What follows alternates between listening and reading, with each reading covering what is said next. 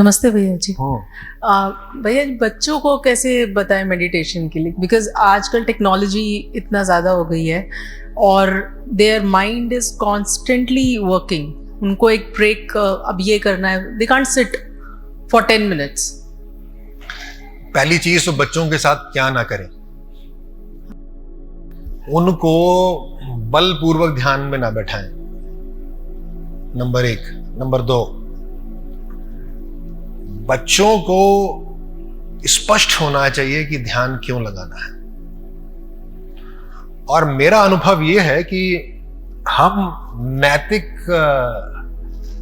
प्रधानता ना रखें, एक नैतिक श्रेष्ठता से जो है प्रेरित होकर बच्चों को ध्यान के लिए ना बोलें कि ध्यान लगाओ, क्योंकि ध्यान लगाना अच्छा काम है, ध्यान लगाना पुण्य का काम है, ध्यान लगाने से तुम्हारी चेतना जागृति होगी। उनको इंटरेस्ट ही नहीं है चेतना जागृति में।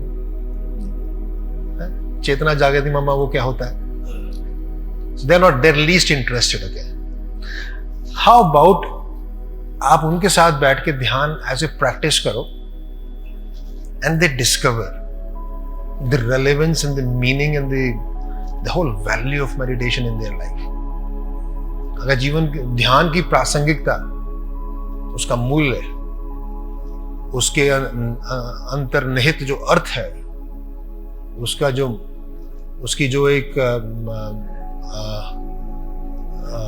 चमत्कारिक कह लीजिए आप, जो उसका एक रहस्य को खोलता हुआ उनके लिए, उनकी मेधा को, उनकी प्रतिभा को, उनके भीतर एक सृजनात्मकता को अंकुरित करने का उनके अनुभव में कोई मार्ग अगर हो, वो क्यों नहीं करेंगे?